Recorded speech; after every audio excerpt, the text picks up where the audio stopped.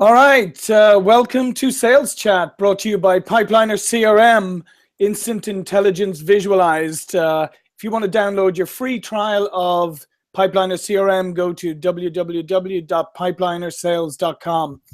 As I said, this is the last Sales Chat of the year, so hope everybody has a fantastic holiday season, celebrated with your family and friends, and hope you have a great new year, and hope 2016 was good. Hope 2017 is going to be even better. So if you're unfamiliar with Sales Chat, just let me give you a quick overview. It's a rapid fire 30-minute session where with one guest, one topic, where we just dive into it in detail. My name is John Golden. I am the Chief Strategy Officer with Pipeliner CRM. I'm based here in San Diego. It's getting a bit chilly here in San Diego, but then again, chilly in San Diego is a relative term. We have Martha in Vienna, who I was visiting with a week or two ago. It is really chilly in Vienna. So when you're out and about in Vienna, you need to go to the Christmas markets and get the hot punch they sell there. Right, Martha? Right. Right. And I'm delighted to welcome Ken Thoreson, who is in Knoxville, Tennessee. Welcome, Ken.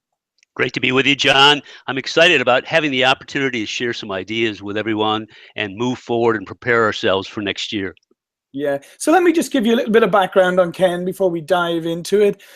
Ken is the president of Acumen Management Group, a sales leadership professional who operationalized sales management systems and processes to pull sales results out of the doldrums and into the fresh zone of predictable revenue. Love that. That's great. Ken's a thought leader. He's a recognized expert in sales execution, channel management. He's over 18 years in consulting and advisory positions. He's led development stage, entrepreneurial, and even $250 million national vertical software sales organizations. Ranked in the top 50 sales and marketing influencers 4 years in a row. In the Hall of Fame of Sales Coach World, top 20 channel visionaries, and a member of the National Speakers Association. So quite a pedigree. So Ken, again, it's fantastic to have you with us today. Well, I'm really excited about this topic. I think it's a pertinent topic for anybody in a sales leadership role. Yeah, so our topic today is an interesting one. It's around emotion, right? And emotion in sales management and sales leadership. So, okay, let's just jump in. But let's say people have, when you mention emotion, right, in sales management, people immediately get this idea, maybe a bit of a negative connotation, that this means like somebody getting mad or angry or upset or frustrated or, you know, bursting out crying or throwing things. So when you talk about emotion in sales management, what do you mean? Great question. And based upon the introduction, you see that my process and my methodology around sales leadership has always been process driven. Mm-hmm. Well, when I finished my last book or started my last book, Slammed for the First Time Sales Manager, I started addressing this issue of emotion because I found, especially first time sales leaders, but even experienced people get too focused sometimes on the ratios, the tracking of activity, and the dashboard concept, all critical and very important for success, but they're missing the element of emotion. And I wrote a blog called Emotional Sales Leadership that took off. I wrote a second one called Sales Leadership, Creating the Right Level of Intensity. And both of those really start to address the idea of connecting emotionally with the person. I call it aligning the soul of the individual with the goals of the corporation, because people need to have belief. They need to have a buy-in to the organization. And too many times sales managers get caught up in process or in facts, and they're not really thinking about how do I emotionally charge my organization. Yeah, and it's interesting, especially when you talk about the first-time sales manager, because as you know, there's that statistic that the tenure of sales managers can be as little as 15 months, right, or 15 to 17 months, whatever, but basically a little over a year. And that the attrition rate there is massive, right? And it's and a lot of people think, my goodness, it's a poison chalice when you get promoted to sales manager. So, as you said, I mean, people dive in and they start to try and get to the analytics and the tools of everything. How can connecting on an emotional level help you as a new sales manager maybe get over that tenure hump? Well, two areas. If you have your team behind you, they're going to perform for you.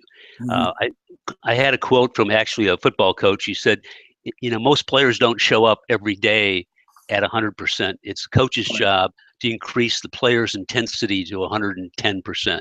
Well, first-time sales manager, any sales manager, needs to think about, how do I get people behind me, with me, working for me, and achieving at higher levels? And people need that. In selling, I believe there's three rules: emotion, emotion, emotion. A salesperson has to have it. They have to be able to transfer it to someone, and that person has to act on that emotion. So it's really important that the sales manager understands that their job, part of his or her job, is to bring in the emotion into the sales organization, because the reason most sales managers fail is not necessarily because they don't make quota. They hire poorly. They don't stimulate the team well enough to achieve sales, to do that extra push at the end of the quarter, end of the year, because they're just doing a job. And so there's certain things that sales managers have to do in order to increase that emotional bond and that organization.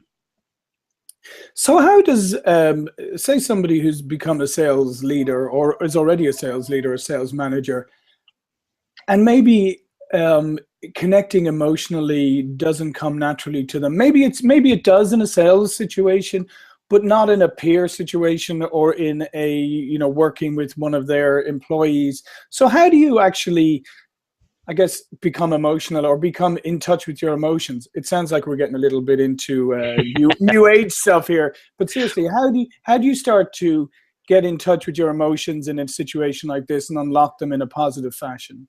Well, first of all, a lot of sales managers, and how I got into my business, is that there's a lot of sales training out there. There's not a lot of sales management training out there. So that's one reason our business has prospered. But more importantly, the new sales manager or any sales manager needs to be able to learn how to communicate. So one of the quickies that we like to recommend is that the sales manager schedule at least once a month an hour with each person. Not necessarily to talk about deal flow and opportunity or reports. It just asks them questions like, how's it going? I thought you did some things well here. How do you coach for negativity? How do you coach for positivity is an important element. But learning to have that conversation is an important element, because when you need to deliver less than positive words, that person has to have the right environment to hear you and understand you, and a certain amount of trust and confidence between the sales manager and the salesperson have to be built. So it's important to have that formal time. It could be in the car as you're going out. It could be on a phone call if you have remote teams, but having that kind of personal review.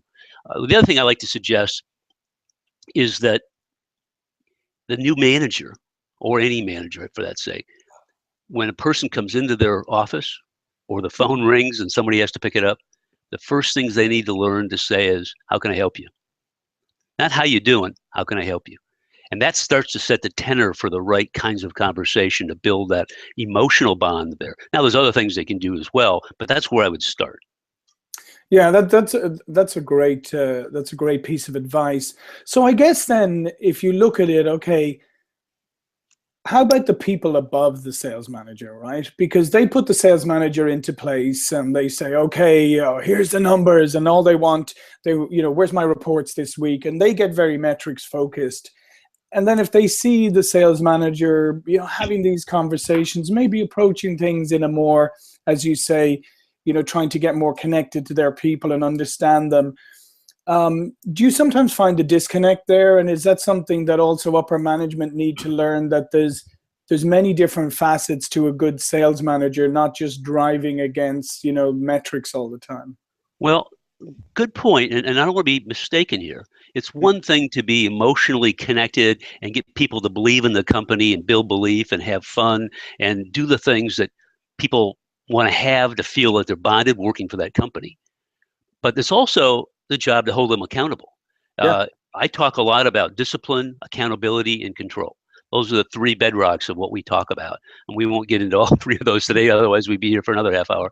But even though you have a bond, and even though you are emotionally connected and understand that person's needs and wants and their desires, you still hold them accountable for achievement.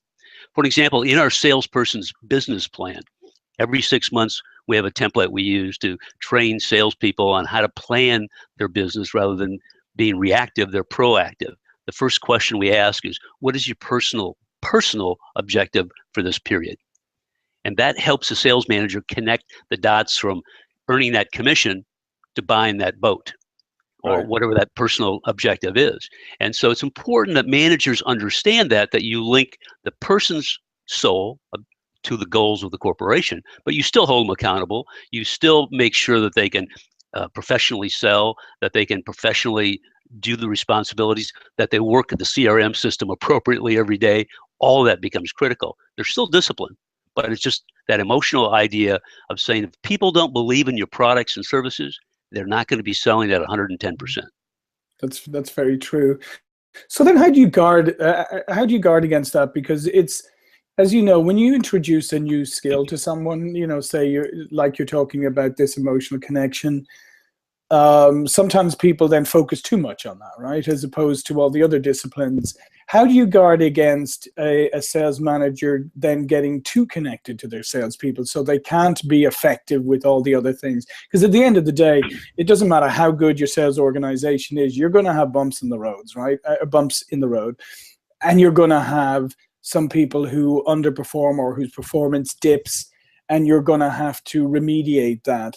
So how do you guide a sales manager to understand the limits to the emotional road as well? Well, great question. In our training course around leadership and management, we talk about the 5 styles of leadership and the 5 styles of management. And people have to understand leadership is different than management. Yeah. Leadership sets vision, sets goals, objectives. Management has to kind of execute on those. And the reason sales managers, sales leaders have a challenge is sometimes they don't put both of those in perspective and understand that. We like to say you can't be a buddy and a boss. Mm-hmm. Now, it's okay to be an understanding boss, if that's what your term is, but that's what people need to understand. Once that light starts to kick off, then they start to understand that. That's why the last book was written, is because I found not only the 15 to 18-month window, and certainly that's obvious sometimes, but I found the first time sales managers get caught up in wanting to do everything for people. And they start wanting their to-do list become longer and longer and longer as they have more things to do for all their people, and they never get around to doing any of them. Mm-hmm. And a friend of mine said it's like managing a bunch of monkeys because they're all on my back wanting me to get things done. And so we teach sales managers to push off responsibility. And the challenge you have is that you have salespeople you're working with, you have your management team that you're working with, your peer group, and you may have a board of directors you're working with. So you have a large number of people that you have to interface with and be accountable for. That's why CRM is a great tool to help the sales manager build predictable revenue, but also understand the right formulas for success for each salesperson. Once the analytics kind of come together, that's cool, but people aren't going to do things just because you tell them they have to be done. People, especially in this world today, people aren't going to accept a whip or Alec Baldwin breaking his watch and having something in Glengarry and Glen Ross. But it's important we think about those facets when we say bonding is great. I'm not saying you have to be a buddy. I'm saying that you have to understand the individual and understand how to motivate that person emotionally. Mm-hmm. Okay, so let's get practical for a moment here. Let's talk about it. What are some of the baby steps that somebody should take to implement what you're talking about? So if I'm a new sales manager, or even an established one who's listening and going, sounds interesting, maybe I need to implement some of this into the way I work. Give me some baby steps. Well, first, I talked about making sure you schedule a formal time to sit down and just talk about what's working, what's not, how you doing, what do you like, what do you don't like. I think that's important. Number 2, and not in any priority order, I like to say having fun. I think it's important that if it isn't fun, it isn't selling. And that helps create the atmosphere. Now, whether that's with a quarterly sales contest, whether that's simply a night out where people are eating pizza and shooting pool or going bowling for something, I think that's an important element of how you build camaraderie. We love to have an annual sales contest where If the salesperson makes quota, their friend or spouse gets to go. If they do 110%, the salesperson gets to go on the trip. But we like to have an event that you can work towards the whole year, because it really brings people together at those kinds of events. I think that's an important element. I think the sales leader needs to espouse the vision of the company or their individual vision. One of the little things we like to suggest that a sales leader do is have an organization chart for the next 24 months. Mm. So they have a vision of how they're going to grow the organization, what holes they want to have, because they need to have a 24-month running revenue focus as well, so they're always ahead.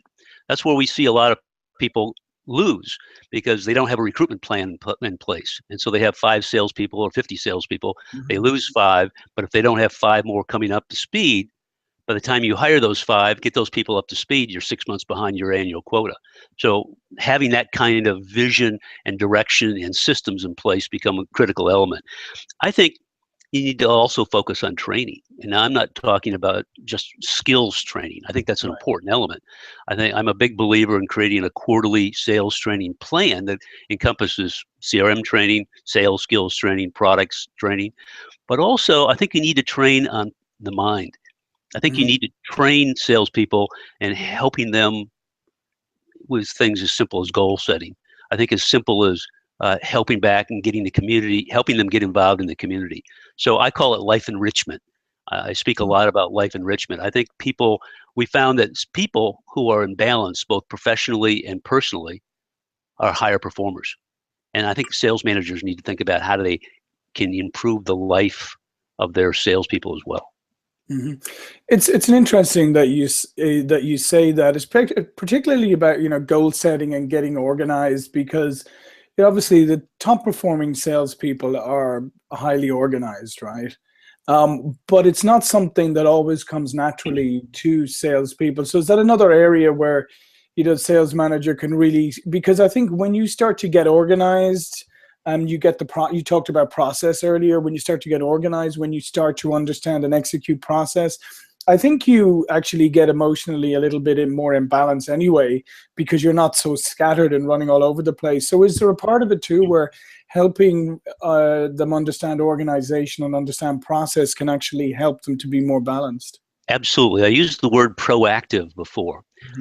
When we see sales managers that are reactive, or salespeople who are reacting to situations, they are scattered and they're frustrated, and we find that, quite frankly, a lot of top performing salespeople leave organizations out of frustration, not because of compensation planning, or they lose belief in the company or the processes. So that's critical. That's why in our account planning tools, we actually have the salesperson create 5 proactive steps that they're going to use to either penetrate the account, open up the account, so that they've pre-planned their strategy on the account. And all of that helps them stay under control. And that's why the more foundations and process a sales manager has, the more proactive they'll be, and the ability to drive the right attitude or culture in their organization. Yeah, so let's just talk a little bit more about process, because as you know, I mean, there is an amount of salespeople out there who really resist the process issue and go on the whole, well, selling is an art, it's not a science, and process is great for the marketing guys, it's great for the accountants, it's great for everybody else, but not for me. So how do you, when you work with organizations, how do you overcome this idea? Because quite frankly, it's nonsense, and because sales requires process to be successful, just like anything else. So how do you overcome that piece and that, if you like, visceral reaction to process that sometimes comes up? Well, as I said, I'm a very process guy. So here's what I've learned over the times. Let's talk about sales process, because that's aligned to CRM and how that falls together. The reason you have a sales process is to increase your odds of success. Because if you follow through on a sales process, your odds of answering the objections or being in alignment with the buyer improves. Okay. And so sometimes people roll out a sales process. What they fail to do is explain why and how it was developed, and what the purpose of each step is. In sales leadership, I talked about the 5 styles. The first style is telling. Now, the reason most successful salespeople who get promoted fail as sales managers. They always stay in a telling style. Go do this, go say this, and don't come back without the order. Well, the second style is a selling style. So successful sales leaders, when they go through the course, understand that sometimes they need to have a selling style. And therefore, when you're rolling out a sales process, I don't just roll out the process. I sell people on why and how and what it's going to do for them. They're going to earn more money so they can buy that boat at the end of the year. So it's important. That's why the emotional leadership becomes important, to understand how you motivate people to do what you want them to do from that perspective. Right. And for their good. Frankly, it's for their good. So, okay, and let's switch back a little bit to emotion. Can you describe some of the best examples of people you've worked with and what really makes them stand out as good, both sales managers and sales leaders, particularly how they leverage emotion? Well, as soon as you asked me that question, and I thought of two mentors that I had. One, I worked for both of them. Both were presidents of companies. I worked as a vice president of sales for both of them. And the first guy was fun, held you accountable, taught you all the time about not only selling, but life. And I think that was a very important element. He was an accountant by training, but one of the best salespeople I've ever seen. He gave me an opportunity to see how to work with people. And what he did was, for an example, he had a sales contest. I remember this specifically when you asked me the question. He came into the sales meeting. I was a salesperson working for him at the time. And he had $100 bills taped all to the sleeves of his coat. Okay. And he just held a sales meeting. Never explained what the $100 bills were until the very end of the meeting. And so we had a chance to earn some cash and do some things that were kind of fun. We had annual trips. They were great times. The second person was actually the president of a larger software company that I work for. And we went through some challenging times. We were owned by a large corporation, and then we did a leverage buyout, and we had to run the company basically on our own cash flow. And it was tremendous opportunity through a channel and through selling software. So we understood that kind of business very well. He was visionary. He was energetic. And he taught me the fact that because I had area vice presidents, I had dealer organizations, I had sales managers in the dealer organization, that my intensity level had to be at 125% when I delivered my message, because every level it got diluted. And so by the time it got down to the key people, it might have been at 90%. And so his level of energy, his work ethic, his ideas always helped me raise my game is what I needed to do. So I think those are the first two things that I thought of when you asked me that question. That's great. So, and we've already talked a little bit about sales management and sales leadership being different. Can you elaborate on that a little more about which fall into each bucket, and how can somebody understand, that they have maybe sales management responsibilities, they also have sales leadership responsibilities, and maybe they need to address each a little bit differently? Yeah, I think I won't go through all the definitions, but if you look at the definition of leadership, it talks about being a catalyst for change and continuous improvement. So there you're sitting with your vision, direction, goal setting, and you're the visionary, but you're the catalyst for making it happen. Leaders make things happen. If the definition of management is getting the work done through the voluntary cooperation of people and and you are holding people accountable to achieve the goals. That's why sales management, sales leadership, interchangeable words, because you're both. And that's why it's important. A manager is going to look at a process and execute the process, make sure the reports are done, make sure the CRM's updated, make sure things are checked out. A leader will go in and for an example, they'll sit down and say, John, I looked at your CRM last night and I noticed you didn't have that updated. Okay, they're actually acting as a catalyst for change and continuous improvement. A manager will manage the process and manage people to make things happen. They'll make sure the sales training plan is done for the next quarter. They'll make sure that if they have marketing responsibility or there's coordination or a trade show, that that's organized. So you have to have attention to detail from a management perspective. Leaders should, but may not necessarily. I've seen tremendous leaders with great vision, ideas, and ability to capture the management team fail when it came to paying attention to some of the details they needed to do. So that's why it's an art. And we talk about the 5 styles of management and the 5 styles of leadership in our workshop and our video training series.